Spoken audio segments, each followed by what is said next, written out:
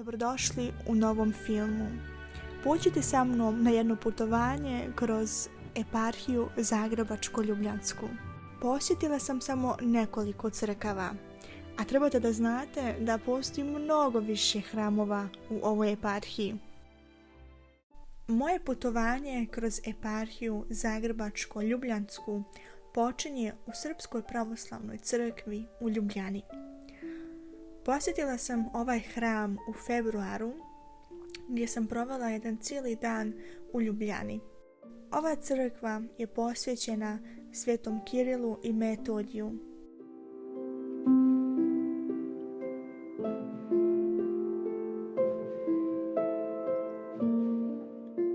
Izgradnja ove crkve je započeta 1936. godine, ali je međutim prekinuta Drugim svjetskim ratom, a kasnije su ih komunisti uništili. Ponova izgradnja započeta je 90. godina prošlog vijeka. Crkva je osveštana 2005. godine prilikom posjete patrijarha Pavla. U godini 2010. crkva je proglašena za kulturni spomenik i tako je i dodatno zaštićena. Hram Svetog Kirila i Metodija je napravljena u srpsko-vizantijskom arhitektonskom stilu.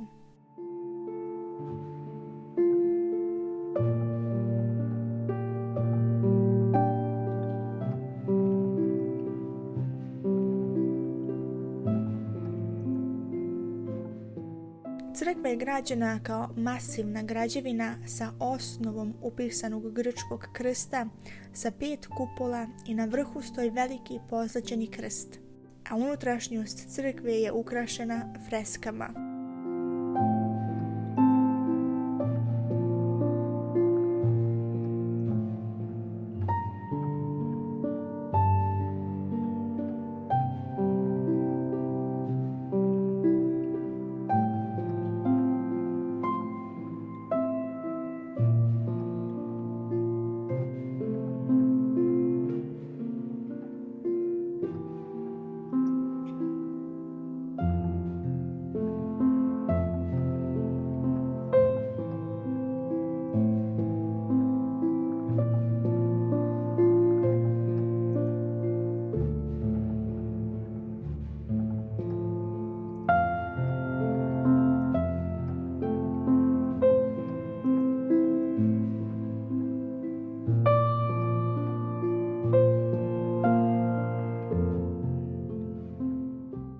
Sljedeći cilj na mojoj listi je bio manastir Lepavina.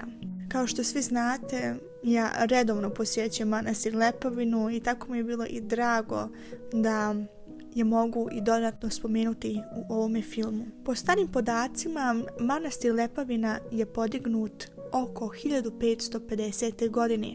Kao njegov osnivač pominje se monah iz manastira Hilandara, Jefrem Vukodabović, koji je sa 2 monaha iz Bosne sagradio drvenu crkvicu.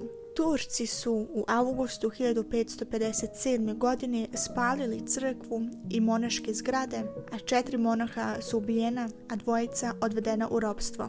U godini 1598. u Lepavinu je došao jeromonah Grigorije koji je obnovio manastir.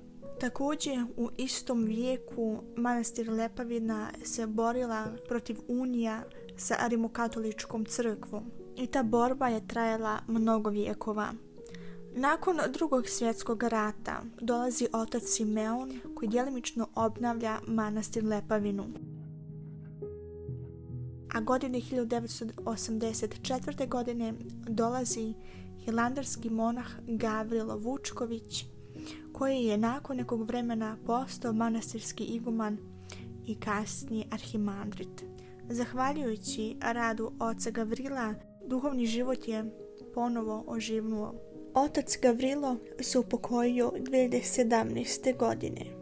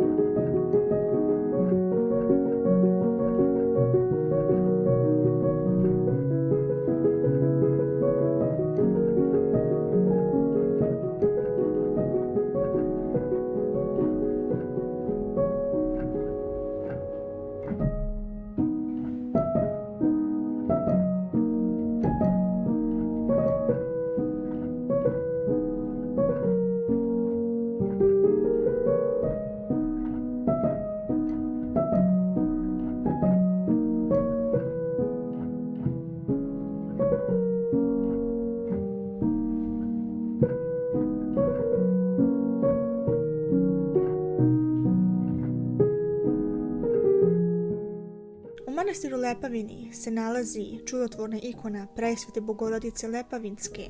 Naslikana je u kritsko-italijanskom stilu sa početka 16. vijeka. Ne zna se kako je tačno dospelo u manastir, ali lokalno predanje kaže da je bila tu dok je manastir još bio u povojima.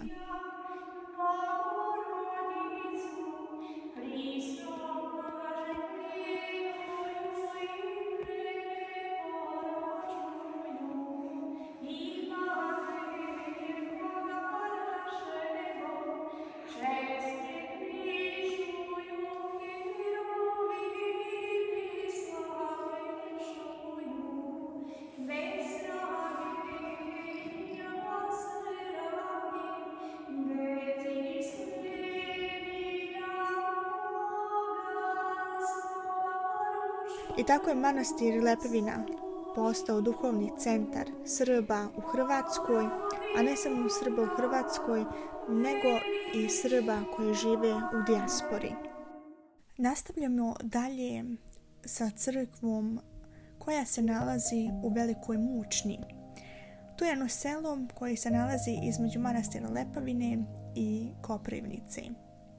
Jedino što znam za ovu crkvu jeste da je posvećena Svetom Arhangelu Mihailu i da je veoma oštećena i pokazuje, nažalost, stanja u kome se nalazi mnogo naših crkava u području Republike Hrvatske. Zato mi je bilo i bitno da upravo ovu crkvu prikažem kao jedan primjerak da se naša istorija ne zaboravi. Kao što sam sad spomenula Koprivnicu, sada vam upravo pokazujem Srpsku pravoslavnu crkvu koja se nalazi u tome gradu. Jedino što znam vezano za ovu crkvu jeste da je posvećena Svetoj Trojici. Ona se nalazi u samome centru Koprivnice i stvarno je na jednom veoma lijepom mjestu i vrijedi je posjetiti kada idete za manastir Lepavinu.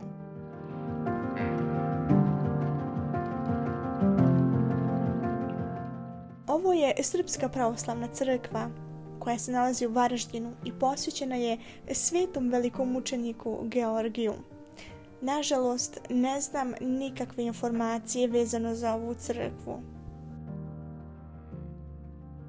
Srpska pravoslavna crkva u Mariboru je zadnja crkva koju sam posjetila u eparhiji. Posvećena je svetim Kirilom i Metodiju. Što se tiče istorije ove crkve ili uopšteno pravoslavlja u Mariboru, da su Srbi koji žive u Mariboru nakon Prvog svjetskog rata imali veliku želju da se ovdje sagradi hram. Godine 1934. je osveštao temelje novog hrama zagrebačko-ljubljanski mitropolit Dositej. Hram je bio posvećen svetom knezu Lazaru, ali je ovaj hram 1941. bio porušen do temelja, a nakon rata zemljište je nacionalizovano. Sve potonje inicijative za rješavanje bogoslužbenog prostora su ostale bez odjeka.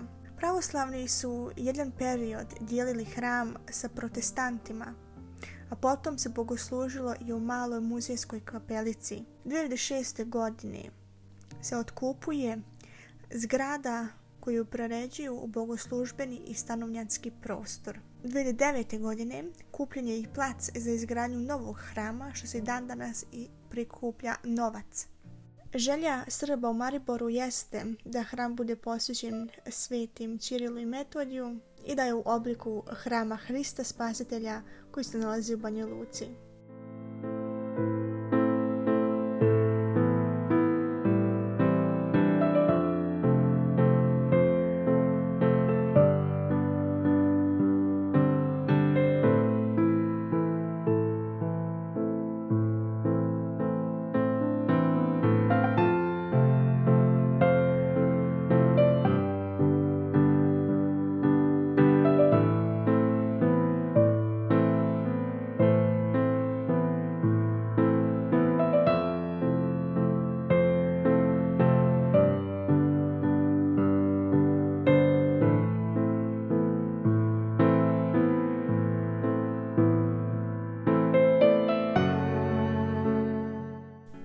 eto, nadam se da sam vam mogla dati jednu mogućnost da se upoznate sa pravoslavnim svetinjama ove eparhije. A mi se vidimo uskoro na sljedećem putovanju.